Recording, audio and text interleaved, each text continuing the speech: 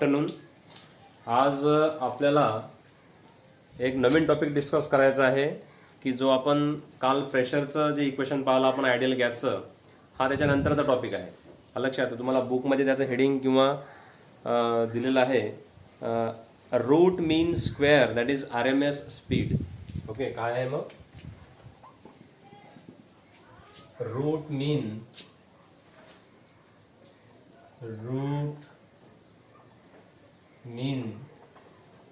Square म्हणजे याला आपण काय म्हणतो RMS स्पीड. ओके, तर याचं एक एक्सप्रेशन आपल्याला आज फाइंड आउट करायचं आहे. एक्सप्रेशन जे आपण काल फाइंड आउट केलं ते होतं प्रेशरचं.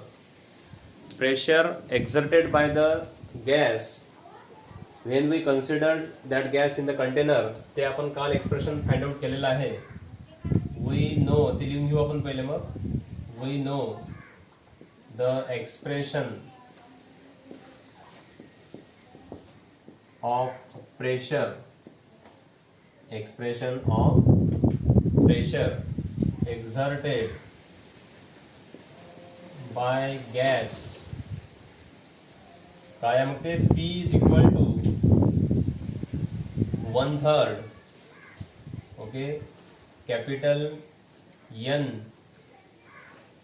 Upon V into mv bar square.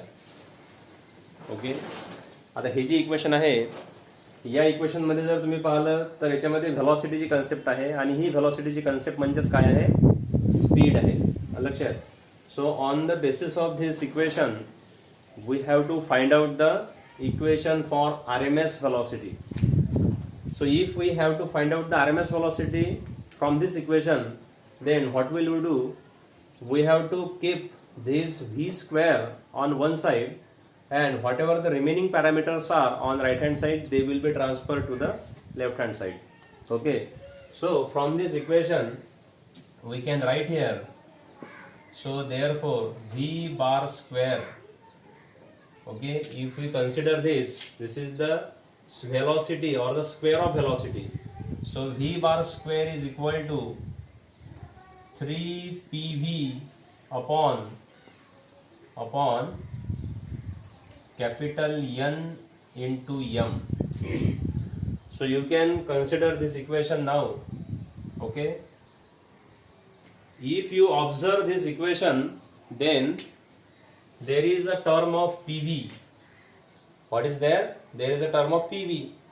But according to the ideal gas equation, ideal gas equation जर तुम्ही पाहिलं तर ते काय असते, PV is equal to nRT. आता ती इक्वेशन आपण इथे यूज करू कारण की PV च्या ऐवजी आपल्याला ती व्हॅल्यू घ्यायची आहे, कोणती, nRT वाली. लक्षात. काय होईल मग, we know किंवा we have the equation of ideal gas. काय आहे ते आयडियल गॅसचं इक्वेशन, ते आहे PV is equal to nRT. So can we write nRT instead of this PV here? Yes, obviously we can write this nRT over here. Okay, so the term will become V bar square is equal to 3 times nRT divided by N into small m. Okay, so now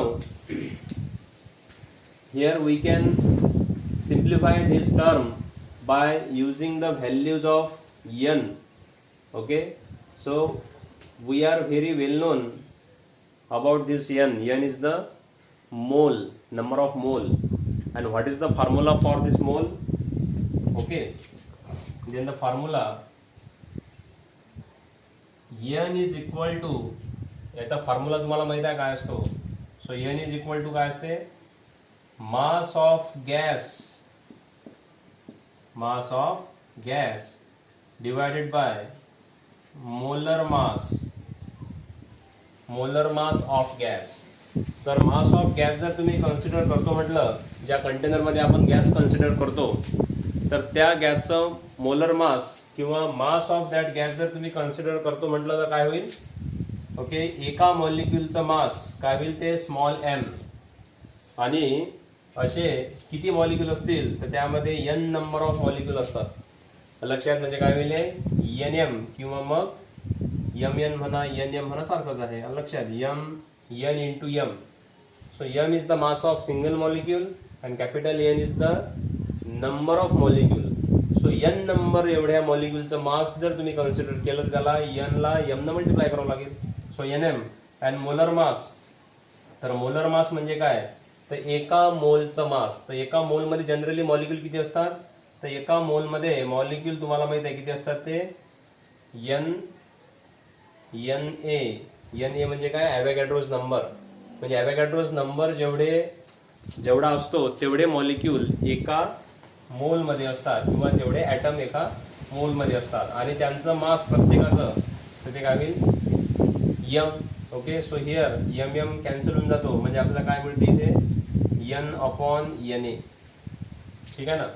म्हणजे पहा आता आपल्याला एनच्या ऐवजी आता इथं आपण काय टाकू शकतो capital N divided by N A. So I can write this N upon N A instead of this N. Okay. So the next term will become V bar square is equal to 3 times. सो एन इज कॅपिटल एन upon Na, okay, into R into T divided by N into M. Okay. So if you observe then we can delete this N. Okay, we can delete this N so that we get V bar square is equal to 3 times RT upon Na into M. So this is the value for square of velocity. This is the value for square of velocity. We have to calculate. What we have to calculate? We have to calculate the root mean square. This is the square or the mean square velocity. This is actually the step of mean square velocity. We have to find out the root mean square. What we have to calculate? Root mean square velocity. And if we have to find out the root, then we can take the root of both sides. So this will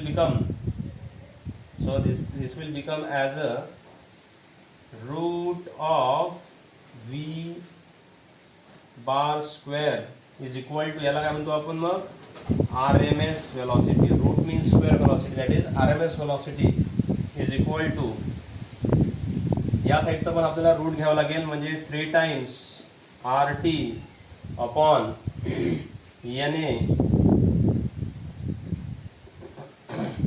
Na into small m. Okay. तर अशा प्रकारे आपण ही जी term आता इथे मिळवली तर या टर्मला आपण जनरली काय म्हणतो मग route mean square velocity. So now again we can substitute this Na into M by capital M O, that is आपण त्याला काय म्हणू मोलर मास. म्हणजे याच्याऐवजी आपण काय टाकू शकतो तर याच्याऐवजी आपण टाकू शकतो MO. लक्षात. तर यालाच मी इक्वल टू लिहून कसं लिहू शकतो हे 3RT upon MO. लक्षात. So this is the MO means molar mass of gas. ठीक आहे ना. तर हे झालं expression for root mean square that is RMS speed और द RMS व्हेलॉसिटी. ओके. आता हे जे इक्वेशन आपण मिळवलं याच इक्वेशनला आपण आता डायरेक्ट इकडे सिंपल फॉर्म मध्ये लिहू किंवा जसं आपल्याला बुकमध्ये तुम्हाला दिलेलं आहे तर रूट हा रूट आहे लक्षात आणि कशाचा रूट आहे हा mean square. So this is the mean square velocity is equal to काय आहे under root of 3 times RT upon molar mass. या यमोला तुम्ही समजून घ्या ॲक्च्युली काय आहे Na इंटू M म्हणजे काय होते मोलर मास. याच रिलेशनवरून आपण ते फाइंड आउट करू शकतो. लक्षात. तर या ठिकाणी आपल्याला हे एक एक्सप्रेशन आपल्याला जे मिळालेलं आहे आता तर हे तुम्हाला कन्सिडर करायचं आहे. ठीक आहे. दिसतं सगळ्यांना हे. ओके. आता हे जे एक्सप्रेशन आहे तर हे झाले रूट मीन स्क्वेअर म्हणजे RMS व्हेलॉसिटीची व्हॅल्यू याचं जर जनरल डेफिनेशन किंवा जनरल एक्सप्रेशन जर आपल्याला फाइंड आउट करायचं असेल तर ते आपण कसं करू, याला डिफाईन कसं करू शकतो. तर याची डेफिनेशन जर समजा तुम्हाला आपल्याला जर डिफाईन करायचं असेल याला, तर काय असते हे इट इज डिफाइंड ॲज तर डेफिनेशनला आपल्याला कन्सिडर करण्यासाठी एक खाली रिलेशन तुम्हाला मी लिहून देतो. याचं काय आहे आपल्याला माहित आहे की V bar square is equal to काय असते, तर हे काय आहे, हे हा मीन स्क्वेअर आहे. कशाचा आहे, मीन स्क्वेअर. कशाचा, व्हेलॉसिटीचा. तर मीन स्क्वेअर जर आपण जेव्हा घेतो म्हणजे स्क्वेअर व्हेलॉसिटीच्या स्क्वेअरचा मीन काढावा लागतो आपल्याला, मीन व्हॅल्यू असते त्याची. आणि ही मीन व्हॅल्यू जर तुम्हाला कॅल्क्युलेट करायची आहे तर आपण त्याला कसं लिहितो, तर हे होते मग v1 square plus v2 square plus so on up to vn square. आणि मीन काढावं लागते म्हणून आपण डिवाइडला काय घेतो, कॅपिटल एन. ओके, म्हणजे या ठिकाणी आपल्याला हे जे टर्म मिळालेली आहे तर ही काय आहे, हे आहे सर्व व्हेलॉसिटीच्या स्क्वेअरचा मीन असतो ॲक्च्युली हा लक्षात. आणि त्याचा काय घेतला आपण, त्याचा रूट घेतला. ठीक आहे ना. तर या ठिकाणी पाहता काय होईल मग, याचा काय घेतलेला आपण रूट, म्हणजे इकडचा पण आपल्याला काय घ्यावं लागेल, रूट घ्यावं लागेल लक्षात. तर हे पण याची जनरल डेफिनेशन आहे. So it is defined as, कसं डिफाईन होईल हे, defined as root of. Okay, कशाचा रूट आहे हा, सर्व व्हेलॉसिटीचा मीन, म्हणजे रूट ऑफ किंवा ॲव्हरेज म्हणा त्याला लक्षात. The root of average of, the root of average of, okay, square of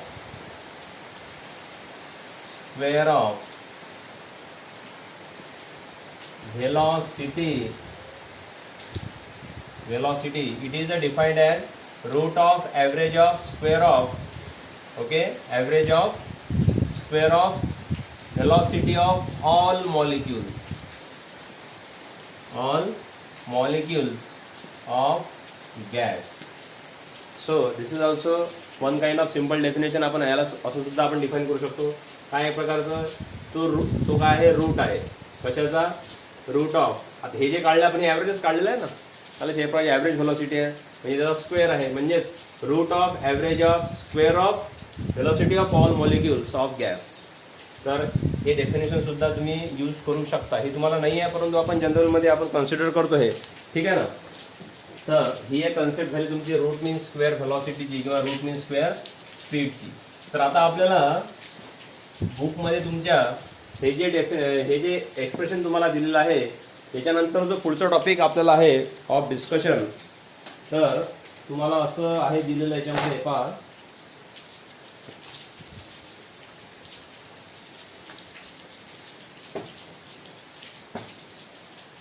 की interpretation of temperature in kinetic theory. ठीक आहे. परंतु याच्या आधी आपल्याला याच्यावर एक प्रश्न आहे बुकमध्ये, तो प्रश्न आपण घेऊ आणि त्याचा आन्सर बघा काय येईल. What will happen, okay, to the mean square speed. पहा प्रश्न लिहितो मी इथे. Question is what will happen to mean square, what will happen to mean square speed, okay, speed of molecules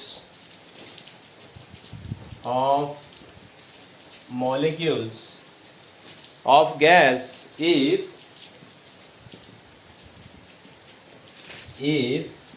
काय जर काय दिलेलं आहे, if the temperature of the gas increases, if the temperature of the gas increases. ठीक आहे, असा प्रश्न आहे तुम्हाला याच्यामध्ये दिलेला. ओके, तर पहा काय दिलेलं आहे, लक्ष द्या. व्हॉट विल हॅपन, काय होईल कशासोबत, to the mean square speed. Mean square speed म्हणजे रूट वाली व्हॅल्यू आपल्याला घ्यायची नाही आहे. मला फक्त कोणती व्हॅल्यू घ्यायची आपल्याला याच्यामध्ये व्हॅल्यू घ्यायची आहे बघा. हा हे झाली मीन स्क्वेअर स्पीड म्हणजे मीन स्क्वेअर व्हेलॉसिटी. याच्यासोबत काय होईल, molecules of gas if the temperature of the gas increases. जर आपण काय केलं, इन्क्रीज टेम्परेचर इन्क्रीज केलं तर याचा फॉर्म्युला काय होईल, मग फक्त रूट काढून घ्या, ॲज इट इज राहील 3 times RT divided by MO. लक्षात. तर पहा आता या ठिकाणी जर तुम्ही विचार केला की बाबा हे V म्हणजे तुम्हाला माहित आहे की हे काय आहे, मीन स्क्वेअर व्हेलॉसिटी आहे. 3 is the number, R is the gas constant, त्यानंतर T is the temperature of gas and MO is the molar mass. लक्षात, इकडे मी लिहिलेलं आहे ते MO. लक्षात. तर आता या ठिकाणी जर तुम्ही एक विचार केला जनरल, तर हे जे मीन स्क्वेअर व्हेलॉसिटी आहे हे कोणाकोणाला डायरेक्टली प्रोपोर्शनल आहे. तर पहा R इज द कॉन्स्टंट आहे, मोलर मास पण हे चेंज होणार नाही, मोलर मास काय राहील, कॉन्स्टंटच राहील. म्हणजे या ठिकाणी व्हेरिएबल कोणता आहे, टेम्परेचर. म्हणजे टेम्परेचर जर चेंज झालं तर व्हेलॉसिटी म्हणजे मीन स्क्वेअर व्हेलॉसिटी कशी होईल, तर हे डायरेक्टली प्रोपोर्शनल आहे. म्हणजे या ठिकाणी तुम्ही काय कन्सिडर करू शकता, जर टेम्परेचर वाढवलं तर रूट मीन स्क्वेअर सुद्धा काय होईल, रूट मीन स्क्वेअर व्हेलॉसिटी सुद्धा काय होईल, इन्क्रीज होईल. लक्षात. याच्यामध्ये जर समजा तुम्ही लिहिण्याचे प्रयत्न केले, ओके, काय मीन स्क्वेअर स्पीड याची जर तुम्ही व्हॅल्यू पाहिली तर हे या एक्सप्रेशनवरून काय आहे, डायरेक्टली प्रोपोर्शनल आहे T ला. लक्षात. म्हणजे as the temperature will increase, okay, the root mean square velocity also increase. लक्षात. So I can write here. पहा तुम्हाला दिलेल्या प्रश्नामध्ये जे आहे व्यवस्थित पाहता हा प्रश्न आहे आणि त्याचा आन्सर आपण फाइंड आउट केला on the basis of this expression. So I can write here hence, okay, as the temperature of gas increases, the value of the value of mean square velocity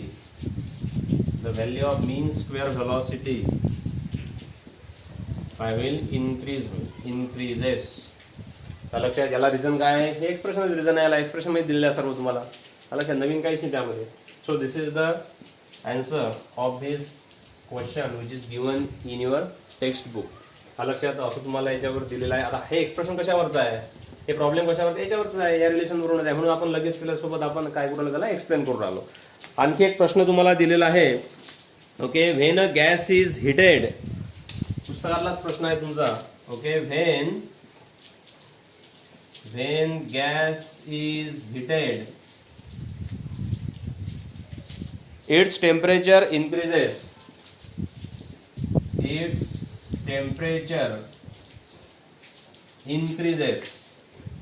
Okay, increases. Full stop. Explain the phenomena based on the kinetic theory of gases. Okay, explain the phenomena on the basis of kinetic KT, okay, kinetic theory KT of gases. लक्षात. हा प्रश्न आहे तुम्हाला एवढा दिलेला. Okay, ठीक आहे. या प्रश्नाला जर तुम्ही कन्सिडर करतो म्हटलं तर पहा, तुम्हाला असं म्हटलेलं आहे की गॅस जर आपण हीट केला, समजा आता एखाद्या कंटेनरमध्ये काय आहे, गॅस आहे. ओके, दिसते का तुम्हाला इथे. ओके, ठीक आहे. मी एक कंटेनर काढून दाखवतो छोटंसं. एखाद्या कंटेनरमध्ये जर आपण गॅस कन्सिडर केलेला आहे, suppose this is a gas which is enclose in this container. Okay, तर हा गॅस आपण हीट केला तर काय होईल, हा गॅस म्हणजे याचे जे मॉलिक्यूल आहेत हे एनर्जी काय करतील, ॲक्वायर करतील. म्हणजे यांना एनर्जी मिळेल. लक्षात. आणि यांना जर एनर्जी मिळाली, ओके, तर काय होईल की याला एनर्जी मिळाल्यामुळे यांची व्हेलॉसिटी काय होईल, ती वाढेल. यांची व्हेलॉसिटी काय होईल, वाढेल. आणि व्हेलॉसिटी वाढली म्हणजेच काय होऊन राहिलं की त्या ठिकाणी त्यांची व्हेलॉसिटी वाढली म्हणजे त्याचं मग काय होते, त्याचं प्रेशरही वाढते, त्याचं टेम्परेचरही वाढेल. लक्षात. म्हणजे या केसमध्ये आपल्याला काय कन्सिडर करायचं आहे की आपण जर गॅसला हीट देऊन राहिलो म्हणजे त्याला आपण एनर्जी देऊन राहिलो. लक्षात.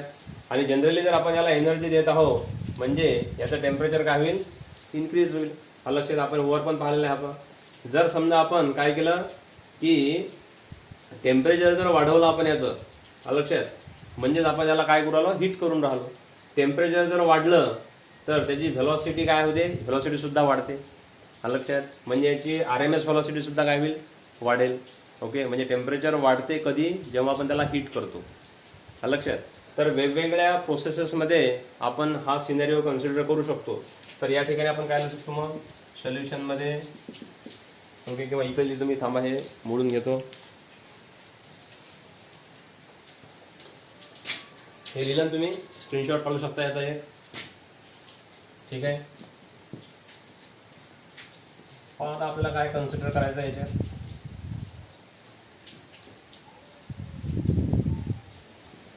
व्हेन वे आन्सर मध्ये लिहितो इथं, व्हेन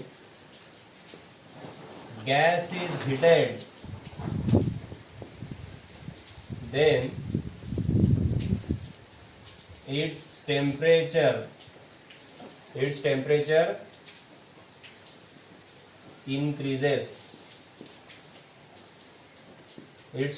increases. ओके, मीन्स ते काय करतात, means gas molecule acquire energy, okay, and their velocity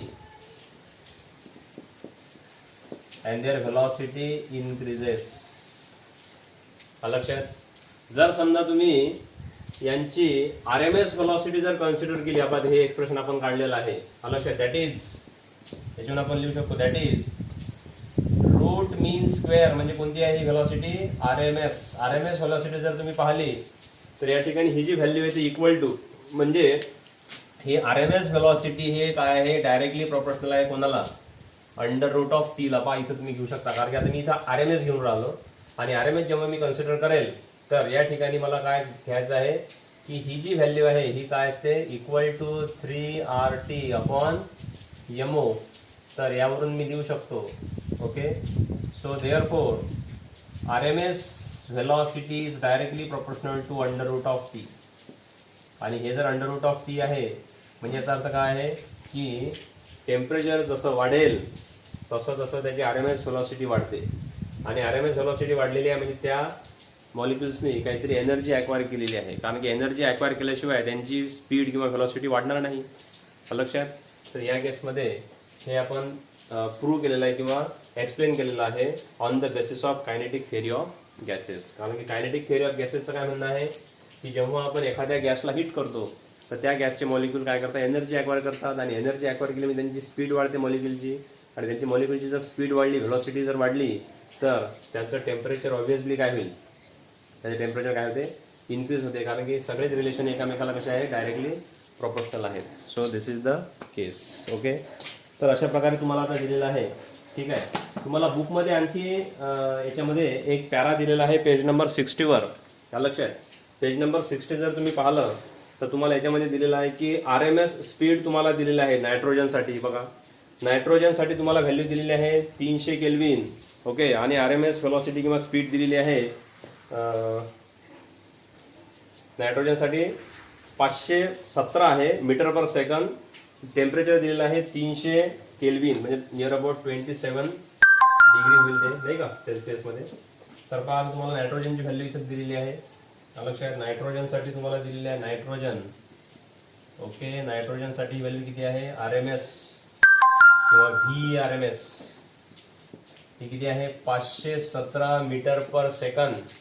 temperature किती आहे, 300 डिग्री केल्विन, म्हणजे 27 डिग्री सेल्सिअस अप्रॉक्सिमेट. आणि ही व्हॅल्यू आणखी तुम्हाला दिलेली आहे ऑक्सिजन. लक्षात, ऑक्सिजनसाठी जर तुम्ही पाहिलं आहे तर ऑक्सिजनसाठी तुम्हाला आहे VRMS किती आहे, 483 मीटर पर सेकंद. ओके, आणि टेम्परेचर किती आहे तेच. लक्षात, तर ही एक तुम्हाला जनरल एक टर्म याच्यात दिलेली आहे. पहा काय अर्थ होतो ॲक्च्युली याचा.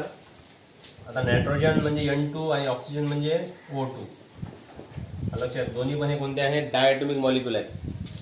कोणते मॉलिक्यूल आहेत, डायॲटॉमिक. तर या डायॲटॉमिक मॉलिक्यूलसाठी तुम्हाला ह्या व्हेलॉसिटी त्याच्या व्हॅल्यू दिलेल्या आहेत की यांचे मॉलिक्यूल किती स्पीडनं फिरतील.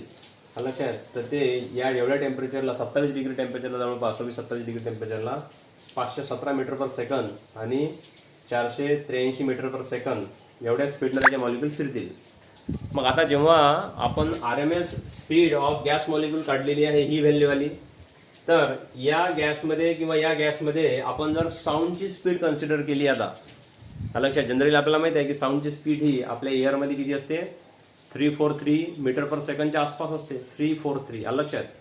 ओके, तर याच्यामध्ये सॉरी 434 लक्षात. तर 434च्या आसपास जनरली ती काय असते, व्हेलॉसिटी आहे साऊंडची. तर त्या साऊंडच्या व्हेलॉसिटीला किंवा त्या साऊंडच्या स्पीडला आपल्याला आता कम्पेअर करायचं आहे कोणासोबत, व्हेलॉसिटी ऑफ गॅस मॉलिक्यूल सोबत. एखाद्या गॅसमध्ये जर आपण साऊंड जर प्रोड्यूस केला तर तो साऊंड कशा प्रकारे त्या ठिकाणी काय होईल, प्रोपगेट होईल लक्षात, त्याला म्हटलेलं आहे व्हेलॉसिटी ऑफ साऊंड. तर त्यासाठी तुम्हाला आता एक कन्सेप्ट दिलेली आहे याच पेज नंबरवरती लक्षात. तर त्याला थोडंसं एक्सप्लेन करू आता आपण. Okay, so here we can write, तुम्हाला आता नेक्स्ट मध्ये काय दिलेलं आहे. So this is a one kind of, झालं का इकडचं लिहून, हे मोडतो मी आणि इकडनं लिहितो. Okay,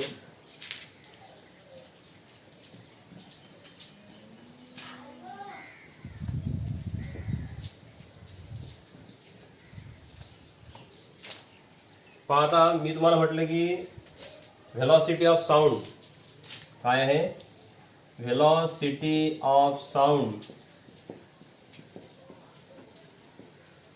and RMS velocity.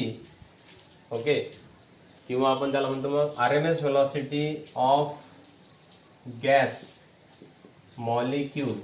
तर या दोघांचं एक प्रकारचं काय रिलेशन आहे. Okay, relation between these two values, that is the topic, what, velocity of sound and velocity of sound in gas. Velocity of sound in gas and RMS velocity okay, and RMS velocity of gas molecule. लक्षात. तर तुम्हाला एक गोष्ट याच्यामध्ये general सांगतो मी तुम्हाला की जो आवाजाचा स्पीड असेल तो आवाजाचा स्पीड एखाद्या गॅसमध्ये जेव्हा तुम्ही कन्सिडर करता तर त्याच्या ॲव्हरेज व्हेलॉसिटीच्या किंवा व्हेलॉसिटीच्या स्क्वेअरची जी व्हॅल्यू आहे त्याच्यापेक्षा आपल्याला हा जास्त घेता नाही येणार. लक्षात. जसं आपल्याला माहिती आहे की जगातली कोणतीच वस्तू लाईटच्या स्पीडपेक्षा जास्त गतीनं किंवा जास्त स्पीडनं आपल्याला कन्सिडर नाही करता येत. लक्षात. कोणताही ऑब्जेक्ट जो आहे तो जेव्हा आपण कन्सिडर करतो तर त्याची स्पीड ही जनरली लाईटच्या स्पीडपेक्षा कशी असते, कमीच असते. त्याचप्रमाणे आता इथं जेव्हा आपण गॅस कन्सिडर करू तर त्या गॅसमधून जेव्हा साऊंड वेव्स काय होतील, प्रोपगेट होतील, तर त्यांची व्हेलॉसिटी ही या व्हॅल्यूपेक्षा काय असली पाहिजे, कमीच असली पाहिजे. लक्षात. तर त्याचं एक जस्ट एक रिलेशन आहे. ते रिलेशन फक्त आपण लिहून घेऊ किंवा याची व्हॅल्यू जनरली कशावर डिपेंड असते किंवा त्याची व्हॅल्यू आपण कशी देतो. Okay, the sound, the velocity of sound wave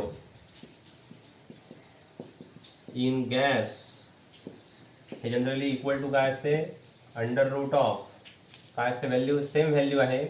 okay, RT/MO. फक्त या ठिकाणी जो 3 आहे त्या 3च्या ऐवजी आपल्याला एक नोटेशन आहे आणि त्याला म्हणतो आपण गॅमा. पाहता हा गॅमा काय आहे, हा गॅमा टोटली तुमच्यासाठी नवीन आहे कारण की आपण थर्मोडायनामिक्समध्ये वेगवेगळ्या प्रोसेसेस पाहत असतो. लक्षात. जसे की आयसोथर्मल प्रोसेस आहे, लक्षात, एडियाबॅटिक प्रोसेस आहे. ओके, तर हा जो गॅमा आलेला आहे हा गॅमा म्हणजे एडियाबॅटिक प्रोसेससाठी यूज केला जाणारा एक रेशो असतो. ओके, एडियाबॅटिक प्रोसेसेस म्हणजे काय, अशी एक प्रोसेस गॅसची की एखाद्या कंटेनरमध्ये आपण जर गॅस कन्सिडर केला आणि त्या गॅसला आपण काय करून राहिलो, त्याला टेम्परेचर देऊन राहिलो, तर टेम्परेचर देताना त्याची जी हीट आहे ती हीट काय राहिली पाहिजे, कॉन्स्टंट राहिली पाहिजे. लक्षात. मग त्याच्या व्यतिरिक्त असणाऱ्या प्रेशर आहे, व्हॉल्यूम आहे, त्याचं टेम्परेचर आपण जे देऊन राहिलो, ह्या सगळ्या गोष्टी चेंज झाल्या चालतील, परंतु हीट आपल्याला काय करायची आहे, हीट ही कॉन्स्टंट ठेवायची आहे, म्हणजे ती असते एडियाबॅटिक प्रोसेस. तर या एडियाबॅटिक प्रोसेससाठी आपण हा गॅमा वापरतो. तर हा जनरली कशासाठी आहे, कशाचा जो रेशो असतो, तर हा रेशो जनरली गॅमा जर आपण घेतला तर हा असतो CP/CV. तर हा एक रेशो आहे. What is C? तर this is called the specific heat.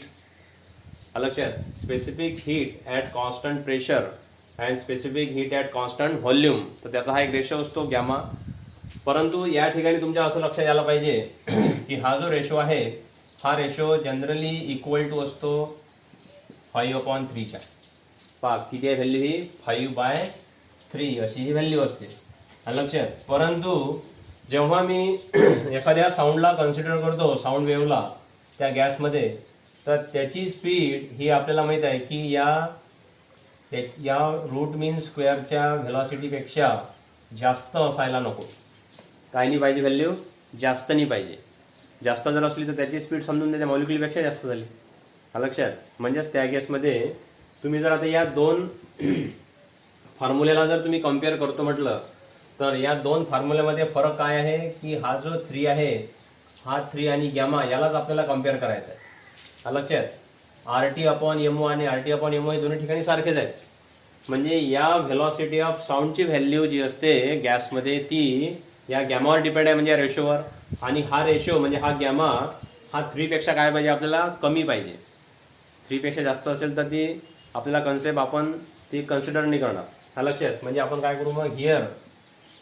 Here the value of gamma ही काय पाहिजे? लेस पाहिजे. कशापेक्षा?